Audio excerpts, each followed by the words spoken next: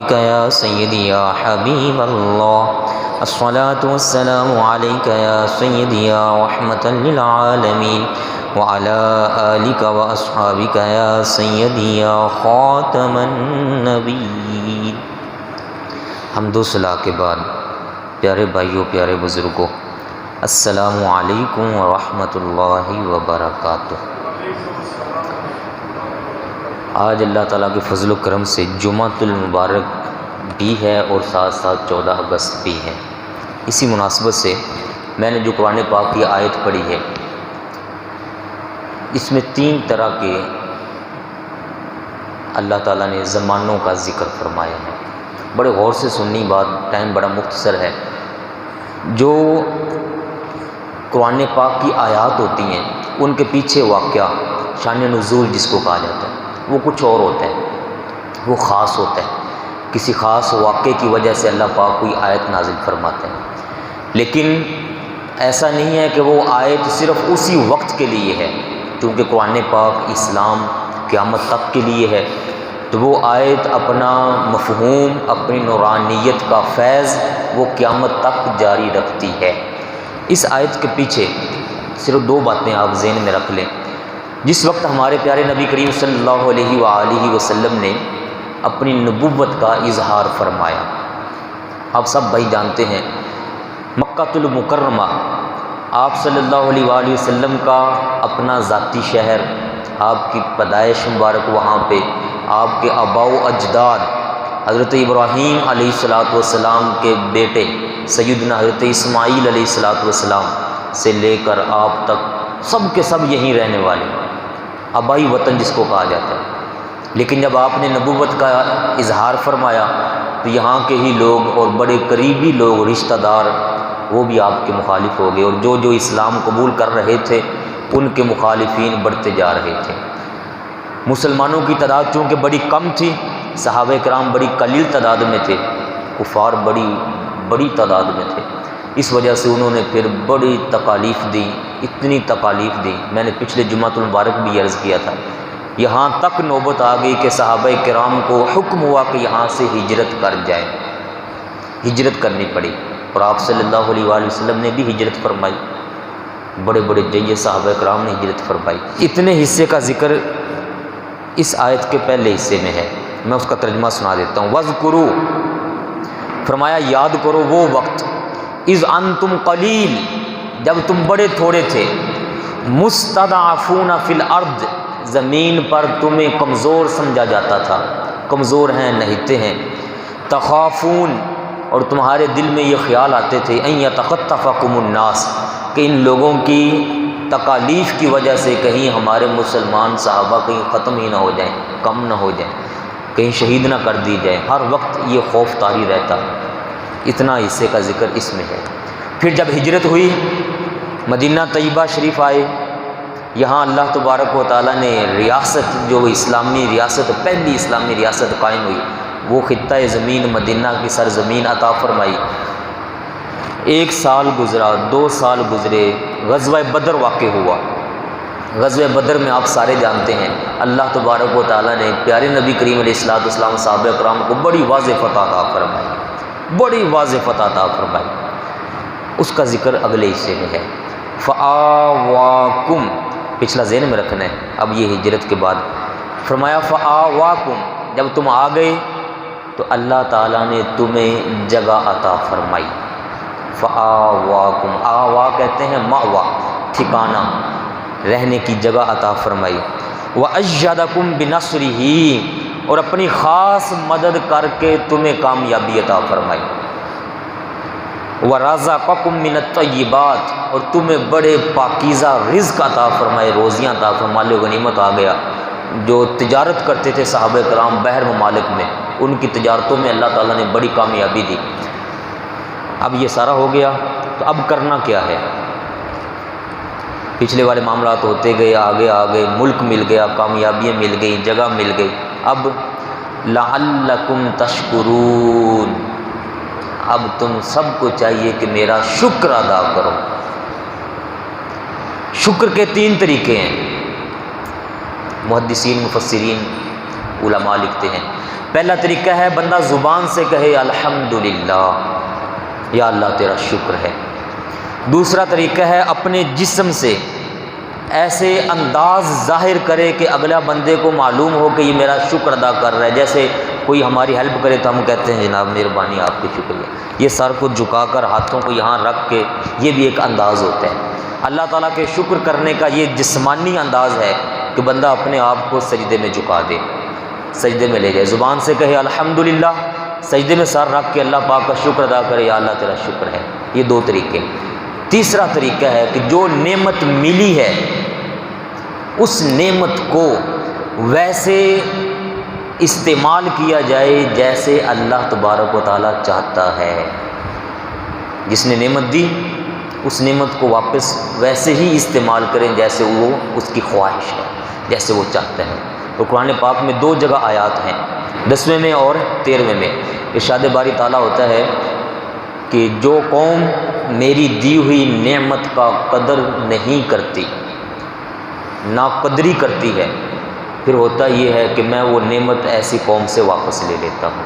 علامہ اقبال نے انہی دو آیات کا ترجمہ کیا ہوا ہے اس اپنے شعر میں، جس میں انہوں نے فرمایا تھا کہ خدا نے آج تک اس قوم کی حالت نہیں بدلی، نہ ہو جس کو خود خیال آپ اپنی حالت بدلنے کا۔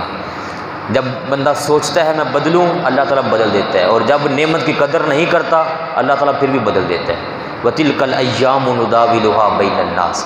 اب یہ پس منظر سامنے رکھ کے میں ایک سوال رکھتا ہوں، صحابہ کرام علیہم رضوان اور آپ صلی اللہ علیہ وآلہ وسلم کو مدینہ طیبہ کی سرزمین عطا ہوئی، شکر کیا کہ نہیں کیا؟ زبان سے بھی شکر کیا، سجدوں سے بھی شکر کیا، اور نعمت کی قدر کر کے بھی شکر کیا، اور ایسی قدر کی کہ اس سرزمین کو پھر چھننے نہیں دیا بلکہ اس سرزمین میں اضافہ کیا ہے۔ اسلامی جو سرحدیں تھیں وہ زیادہ سے زیادہ بڑھائی ہیں۔ کہاں تک گیا ہے؟ 10 سال آپ صلی اللہ علیہ وآلہ وسلم کی ہجرت کے بعد والے، 2 سال سیدنا صدیق اکبر رضی اللہ تعالیٰ عنہ کے، پھر آگے 10 سال سیدنا فاروق اعظم رضی اللہ تعالیٰ عنہ کے۔ فاروق اعظم نے 36,000 مربع میل پر اپنی خلافت قائم کی ہے۔ 12 سال پھر سیدنا عثمان غنی ذو النورین رضی اللہ تعالیٰ عنہ کے، سیدنا مولا علی شیر خدا رضی اللہ تعالیٰ عنہ، اور اسلامی سرحدیں پتہ کہاں تک پہنچ گئی تھیں؟ یہ جو موجودہ استنبول ہے، ترکی استنبول، اس وقت اس کا نام تھا قسطنطینیہ، یہاں تک یہ عبور کر لیا گیا تھا، اور دن بدن اسلامی سرحدیں اللہ تبارک تعالیٰ کے فضل سے پھیلتی۔ یہ ہے قدر۔ اب اس کو مد نظر رکھ کے ہمارے 14 اگست پر آ جائیے۔ آپ یہ سارے جانتے ہیں تقریباً 1000 سال، کچھ 20-30 سال کم، یہاں ہندوستان کے اندر اسلامی حکمرانوں نے، مسلمانوں نے حکومت کی ہے۔ 1600، یہ اب 2020 ہے تو پیچھے چلے جائیں 420 سال، 1600 کا جو سن ہے اس میں انگریز نے یہ ایک ترتیب دیا تھا کہ ہم مسلمانوں کو یہاں سے زور ختم کریں۔ اس وقت موجود تھے اورنگزیب عالمگیر، بہت بڑے عالم دین تھے، یہ بادشاہ بھی تھے، عالم دین بھی تھے، اور بڑے جید قسم کے عالم دین تھے، محقق قسم کے عالم دین تھے۔ ان کا فتاوی عالمگیری، فتاوی ہندیہ کے نام سے مشہور ہے، وہ ہم عربی کے اندر ہے، ہمارے مدارس میں اس سے فتوے دیے جاتے ہیں، فتاوی ہندیہ، فتاوی عالمگیری۔ انہوں نے علماء کی ٹیم بنائی تھی، 500 علماء کی ٹیم، اور بعد نے لکھا 600 علماء کی ٹیم بنا کے ان سے مسائل اخذ کروائے تھے قرآن پاک حدیث پاک سے، اور وہی سرکاری قانون تھا جو پورے ان کی سلطنت کے اندر رائج تھا۔ 1707 کے اندر ان کا وصال ہو گیا۔ جب تک یہ تھے ادھر سے انگریز نے جو وہ ایک کمیٹی تشکیل دی تھی تجارت کرنے کے لیے، ایسٹ انڈیا کے نام سے وہ تشکیل دی گئی تھی مشرق کے لحاظ سے، اس نے پھر آہستہ آہستہ کاروبار یہاں پھیلانے شروع کر دیے۔ جب تک یہ رہے تب تک ان کی دال نہیں گلی، یہ وصال فرما گئی۔ پیچھے سے جو نواب تھے، نواب، انہوں نے چھوٹے چھوٹے خطے تقسیم کر لیے، نواب جب تقسیم ہو گئے تو اب ظاہر ہے جو اتحاد ہوتا ہے نا جی، وہ اتحاد ہی ہوتا ہے۔ میں اکثر اس کی مثال پہلے بھی دے چکا ہوں، یہ دیواریں ہماری دیکھ لیں، اینٹ سے اینٹ جڑتی گئی، سیمنٹ جڑتا گیا، مضبوط دیواریں بن گئی، پلر بن گئے۔ کوئی بھی بندہ ان کو ہلا کے دکھائے، توڑنے کے لیے کتنی محنت کرنی پڑے گی، اور اگر اکیلی اینٹ پڑی ہوئی ہو تو چھوٹے سے بچے کو کہیں وہ اینٹ کو اٹھا کے وہ پھینکے گا۔ بزرگوں نے اس کی مثال دی، جیسے یہ جھاڑو ہوتا ہے نا، جھاڑو، اس کے اندر تنکے جوڑے جاتے ہیں کافی سارے، ایک تنکا ہو اس کو کوئی بھی کمزور سے کمزور آدمی ایسے توڑ دے گا، اور جب تنکے سے تنکے جوڑتے جائیں پورا جھاڑو بن جائے، اب اسے کہیں جناب توڑ کے دکھائے مضبوط۔ جب نوابوں نے خطے تقسیم کر لیے، اتحاد کم ہو گیا، منافقت پھیل گئی، آہستہ آہستہ آہستہ آہستہ وہ تجارت میں کامیاب ہوتے جا رہے تھے، اور یہ اپنی وہ چھوٹی چھوٹی جو نوابیاں تھیں ان کو بچانے کے چکروں میں ایک دوسرے کے مخالف ہو گئے۔ ہوا پتہ کیا؟ جب تجارت بڑھ گئی نا ان کی، جہاں سے اصل مسئلہ خراب ہوا، جب تجارت بڑھی تو انہوں نے یہ کہا کہ مثلا ایک نواب صاحب کے پاس گئے، انہوں نے کہا کہ جناب وہ دوسرا نواب تیرے راجے پر حملہ کر دے گا، تو تیرے راجے کی، راجہ مطلب وہ ایریا، تیرے اس ایریا کی حفاظت کے لیے ہم اپنی فوج لگاتے ہیں۔ 2,60,000 فوجی برطانیہ نے یہاں پر بھیجے تھے اپنی اس کمپنی کی کمیٹی کی حفاظت کے لیے، جو وہ تاجر کمیٹی بنائی گئی تھی، لیکن انہی فوجیوں سے پھر انہوں نے چھوٹے چھوٹے راجوں پر اپنے فوجی تعینات کر دیے، اور ان نوابوں سے یہ کہا کہ ان فوجیوں کی اجرت تمہیں دینی پڑے گی، تنخواہ تمہیں دینی پڑے گی۔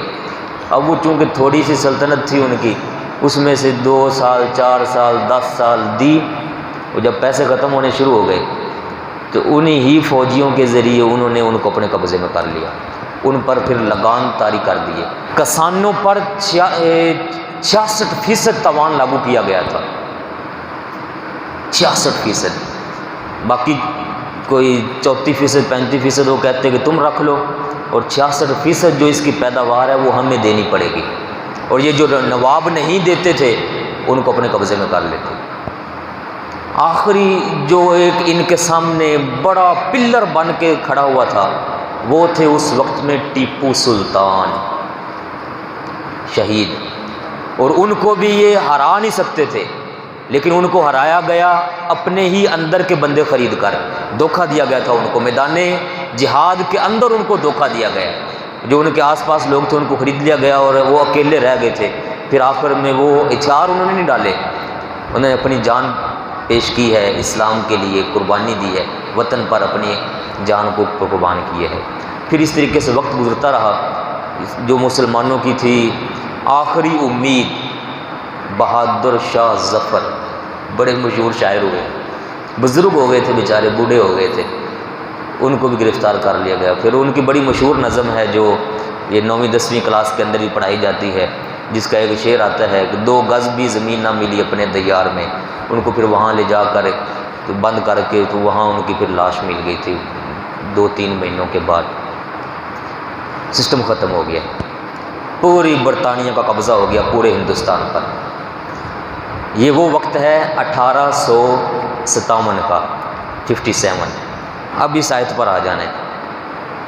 اب مسلمان ویسے ہی تعداد میں کم ہو گئے، اپنی حکومت رہی کوئی نہیں، برطانیہ کی حکومت آ گئی، ہندو مسلمانوں کی بنسبت تعداد میں زیادہ۔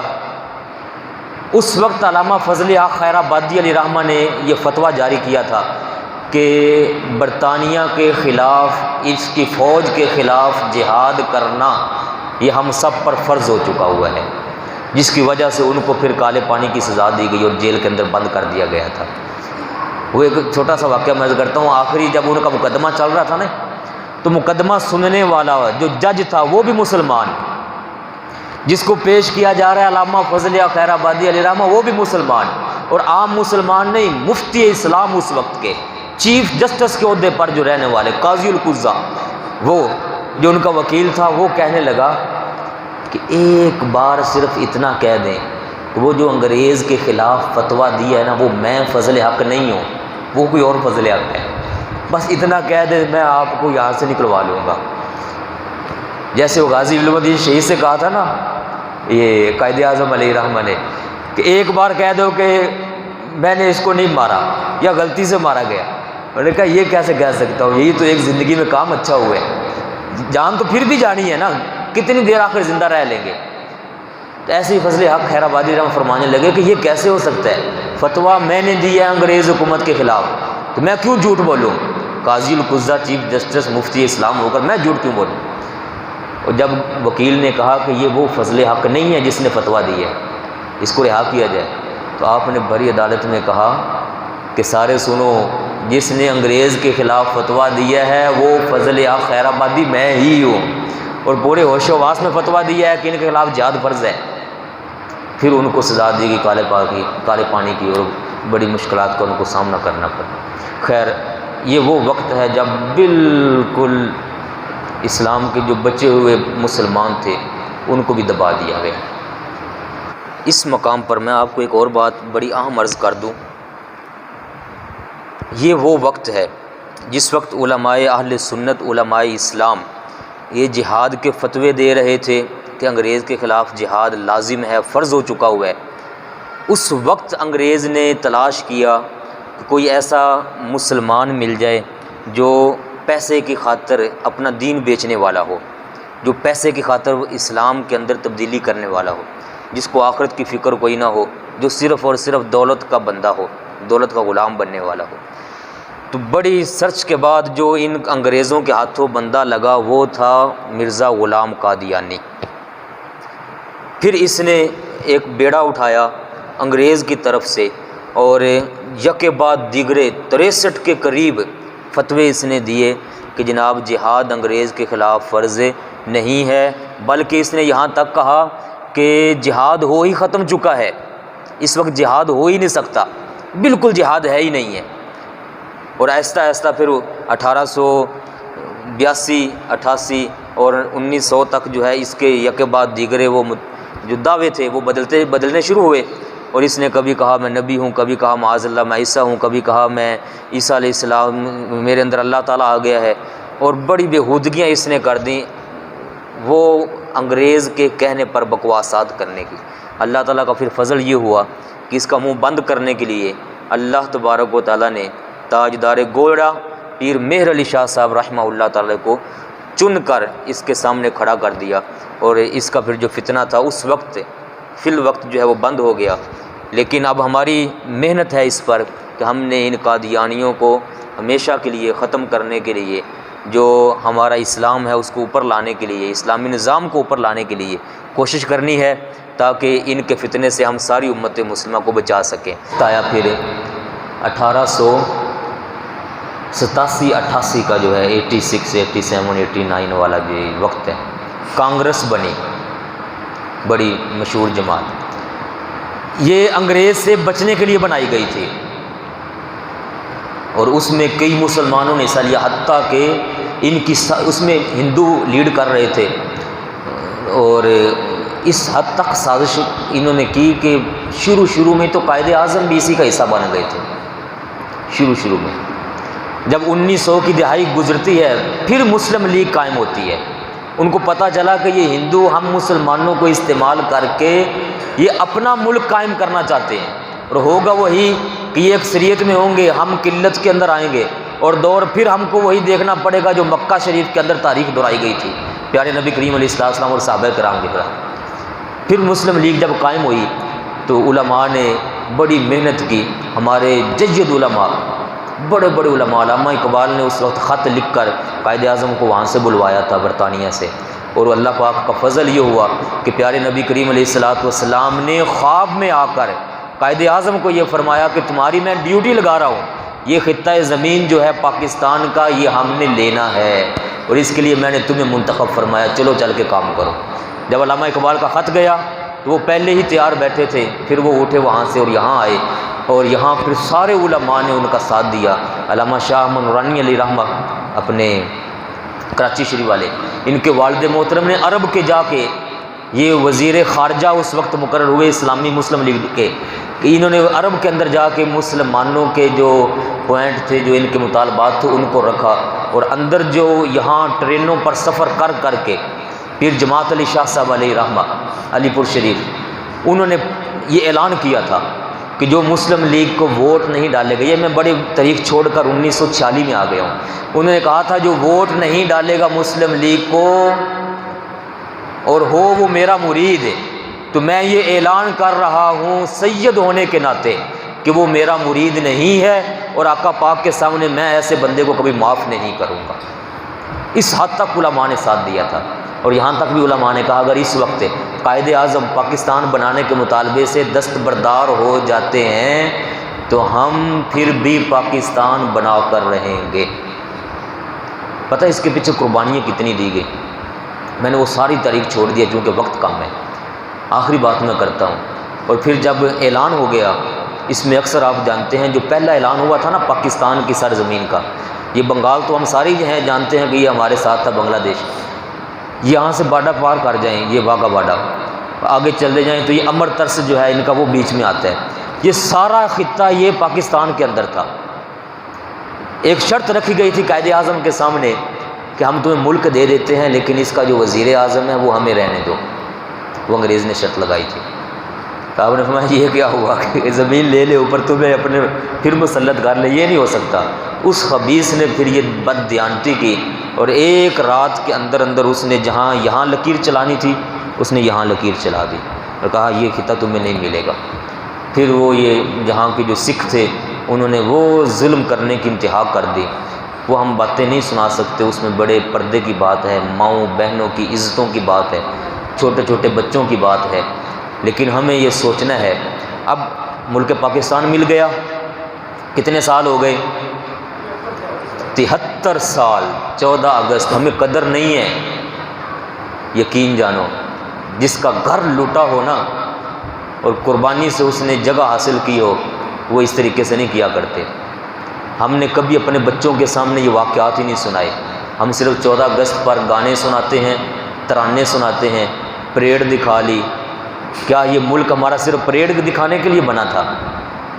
یہ گانے سنانے کے لیے؟ ٹی وی سارے کا سارا آپ کھول کے دیکھ لیں، سوائے 1-2 چینلوں کے، بےہودگی سے بھرا پڑا ہے، بے حیائی سے بھرا پڑا ہے۔ ہمارے گھروں کے اندر چل رہے، ہم نے لگایا بھی ہوا ہے اور اس کی کیبل پہ پیسے بھی دے رہے ہیں۔ اللہ تعالیٰ نے فرمایا کہ وہ وقت یاد کرو جب تم قلیل تھے، کمزور سمجھے جاتے تھے، تمہیں قتل کیا جا رہا تھا، میں نے تم پر مہربانی کی، تمہیں ملک عطا فرما دیا۔ یہ وہ مدینہ شریف والی آیت اب یہاں لے آئیں، ملک عطا ہو گیا۔ اب وَرَزَقَكُم مِّنَ الطَّيِّبَاتِ، تمہیں پاکیزہ روزی عطا فرمائی۔ پاکستان کی سرزمین کا جو نقشہ ہے اس کو دیکھیں، پوری دنیا میں ایسا خطہ نہیں ہے جس کے اندر اللہ پاک نے اتنی نعمتیں رکھی ہوئی ہیں۔ پوری دنیا میں 10 پہاڑی سلسلے ہیں، بڑے لمبے، سب سے لمبے، جن میں تیسرے نمبر پر ہمارا ملک پاکستان ہے۔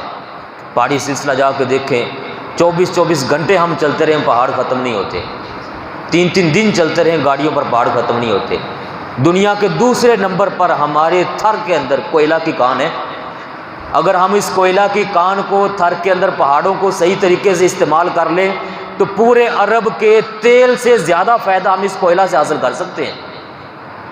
اور یہ جو ہمارا نمک کی کان ہے کھیوڑا کے اندر، پوری دنیا میں سب سے دوسرے نمبر پر، پہلا ملک نمبر کسی اور ہے، دوسرے نمبر پر یہ ہماری نمک کی کان ہے۔ اگر ہم اس کو صحیح طریقے سے استعمال کر لیں، جو ضائع ہو رہا ہے، ہمیں تھوڑا سستا مل رہا ہے، ہم سے بھی زیادہ سستا ہمارے دشمن کو مل رہا ہے اور وہ اس سے بڑے فائدے حاصل کر رہے ہیں۔ اگر ہم اس کھیڑا کی کان نمک کو ہی صحیح استعمال کر لیں تو ہم عرب ممالک سے جن کے ہاں تیل نکل رہا ہے ان سے زیادہ امیر ہو سکتے ہیں۔ جو اللہ پاک نے فرمایا تھا کہ میں نے یہ سب اس لیے دیا تھا کہ تم میرا شکر کرو۔ ہم صرف ایک انداز میں شکر کر رہے ہیں، 2 طریقے ہم نے چھوڑ دیے۔ ہم زبانی شکر کر رہے ہیں، یا اللہ تیرا شکر ہے، تیرا شکر ہے، تو نے ہمیں ملک دے دیا، ہم آزاد ہیں، بس۔ اور یہ بھی صرف زبان کی حد تک ہے، دل سے شاید ہی کوئی کرتا ہو، جو کرتے ہیں ان کو پتہ ہے۔ باقی 2 طریقے ہم نے چھوڑ دیے۔ 14 اگست آتی ہے، میں اوورال بات کر رہا ہوں اپنے سمیت، کتنے لوگ وہ ہیں جو اس دن 2 نفل کم از کم پڑھتے ہیں شکرانے کے کہ یا اللہ تیرا شکر ہے اس دن تو نے ہمیں ملک پاکستان عطا فرمایا۔ فجر کی نماز، نماز پنجگانہ تو دور کی بات رہ گئی، کوئی 2 نفل مجھے بتا دے اس وجہ سے پڑھتا ہو کہ آج کے دن ہمیں ملک پاکستان عطا ہوا ہے، رب کی بارگاہ میں سجدے کے اندر سر رکھ کے اس کی شکر بجا آوری لاتا ہو؟ کوئی نہیں، قدر تو ہم نے کی کوئی نہیں ہے۔ یہ تیسرا جو طریقہ تھا، نعمت کا ملی اس کی قدر کرتے، یہ تو ہم نے کی کوئی نہیں۔ 73 سال سے ہمارا ملک، ہمارے ہی لوگ لوٹے جا رہے ہیں، کھائے جا رہے ہیں، باہر والے کھائے جا رہے ہیں، اندر والے کھائے جا رہے ہیں، اور پاکستان کی سرزمین ایسی کمال سرزمین ہے، یہ پھر بھی کھلائے جا رہی ہے، ساروں کو کھلائے جا رہی ہے۔ لیکن یہ پکی بات ہے پیارے بھائیو، جس نے غداری کی ملک پاکستان کے ساتھ، یہ چونکہ اللہ تعالیٰ کی عطا ہے، یہ نعمت ہے۔ یہ 27 رمضان مبارک کو ایسے نہیں بنایا گیا، یہ کوئی اتفاق نہیں تھا۔ کئی لوگ تقریر میں کہتے ہیں یہ اتفاق تھا کہ وہ 27 رمضان کو آ گئی 14 اگست، نہیں، یہ اللہ تعالیٰ کی طرف سے، پیارے نبی پاک کی طرف سے انتخاب تھا، منتخب کیا گیا تھا۔ اس تاریخ کو انگریز کی عقل ماغ ہو گئی اور ان کو اللہ تعالیٰ کی طرف سے یہ قلم چلانے پڑے کہ لکھو کہ یہ ملک پاکستان 27 رمضان مبارک کو معرض وجود میں آئے۔ ہم 27 رمضان مبارک کو ذکر کم کرتے ہیں، ہم صرف 14 اگست کو ذکر کرتے ہیں، ساتھ 27 رمضان کو بھی کریں۔ اور 27 رمضان وہ تاریخ ہے جس تاریخ میں انا انزلناہ فی لیلۃ القدر، اللہ تبارک و تعالیٰ نے قرآن پاک کو نازل فرمایا ہے۔ اور قرآن پاک کے متعلق یہ ہے کہ انا نحن نزلنا الذکر و انا لہ لحافظون، ہم نے اس کو نازل فرمایا، ہم ہی اس کے محافظ ہیں۔ اور علماء نے اس سے یہ رزلٹ نکالا ہے، اسی تاریخ کو نزول ہوتا ہے قرآن پاک کا، اسی تاریخ کو پاکستان معرض وجود میں آتا ہے، اس کی حفاظت کا ذمہ اللہ تعالیٰ نے اپنے فضل کرم پر لیا ہے۔ لوگ چاہے جتنی مخالفت کر لیں، تو اس سے قیاس کرتے ہوئے اللہ تعالیٰ نے پاکستان کا بھی حفاظت کا ذمہ اپنے کرم پر لیا ہوا ہے۔ انشاءاللہ تعالیٰ یہ حفاظت میں رہے گا۔ کام ہم نے کرنا ہے اپنے اپنے حصے کا، وہ کیا ہے؟ اللہ تعالیٰ نے یہ خطہ ہمیں دیا ہے کہ یہاں پر میرا نظام نافذ ہو جائے۔ پاکستان کا مطلب کیا؟ پاکستان کا مطلب کیا؟ پورا کلمہ پڑھنا ہے، لا الہ الا اللہ محمد رسول اللہ۔ پاکستان کا مطلب کیا؟ لا الہ الا اللہ محمد رسول اللہ۔ محمد رسول اللہ، نظام حکومت کیا ہوگا؟ پاکستان کا مطلب کیا؟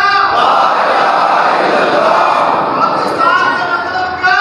لا الہ الا اللہ محمد رسول اللہ، محمد رسول اللہ صلی اللہ علیہ وآلہ وسلم۔ یہ یہاں پر نہیں ہے، میں یہ بات کہنا چاہتا تھا، یہ یہاں پر نہیں ہے۔ گستاخ رسول کو بڑی عزت سے رہا کیا جاتا ہے، عاشق رسول کو سولی پر چڑھا دیا جاتا ہے۔ اب دیکھ لو، قادیانی کو مارا گیا جس نے نبوت کا دعویٰ کیا، معاذ اللہ نعوذ باللہ، اس کو مارنے والے کو جیل میں ڈال دیا گیا، اور لوگوں نے باتیں کرنا شروع کر دی، اگر پاکستانی کوئی وکیل مقدمہ نہیں لڑے گا اس مردود کا، تو ہم باہر سے وکیل بلا کر اس کا مقدمہ لڑیں گے، اور کوئی اس کے خلاف کسی قسم کوئی ایکشن نہیں لے رہا۔ اور میں یہاں آپ ساروں کے لیے ایک بات عرض کر دوں، ٹائم کافی ہو رہا ہے۔ کئی لوگ یہ دیت کا اس وقت کہہ رہے ہیں، میں نے کسی کو کمنٹ کے اندر بھی یہ کیا ہوا ہے، وہ مردود مرا ہے، اس کے بدلے جتنی دیت بنتی ہے ہم وہ دیت دینے کے لیے تیار ہیں، جتنی زمین وہ مطالبہ کرتے ہیں ہم زمین دینے کے لیے تیار ہیں، کروڑ ہوں لاکھوں ہوں، جتنے پیسے وہ چاہتے ہیں ہم وہ پیسے دینے کے لیے تیار ہیں۔ ان کا عشق محبت اپنی جگہ، لیکن یاد رکھنا ہے دیت دی جاتی ہے قتل ناحق پر، جب ناحق قتل ہوا ہو پھر دیت لازم ہوتی ہے، اور جو حق قتل ہوا ہو اس پر دیت نہیں دی جاتی۔ حق قتل پر اسلام یہ چاہتا ہے کہ وہ قتل جو قتل ہوا ہے اس کا خون رائے گاں جائے، ضائع چلا جائے، اس کے بدلے میں دیت نہیں دی جائے گی۔ دیت دے کر ہم یہ واضح کرنا چاہیں گے کہ یہ قتل ناحق ہوا ہے۔ پوری اسلامی تاریخ کے اندر 1400 سالوں میں کوئی ایسا واقعہ نہیں، اور جو مدعی نبوت تھے ان کو واصل جہنم کیا گیا، وہ جھوٹے مدعی نبوت کو، اور اس کے بدلے میں دیت دی گئی، کوئی ایسا واقعہ نہیں ہے۔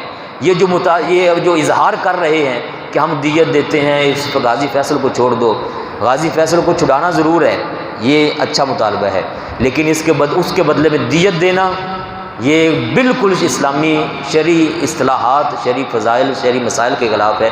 اس طرف کوئی بھی بھائی اگر آپ کے سامنے آئے تو اس کو بتائیں یہ قتل حق ہے، اس پر دیت نہیں بنے گی۔ دعا کرنی ہے اللہ تعالی ہمیں اس ملک پاکستان کی قدر کی توفیق عطا فرمائے اور یہاں پر نظام اسلام کو نافذ فرما دے۔ وما علی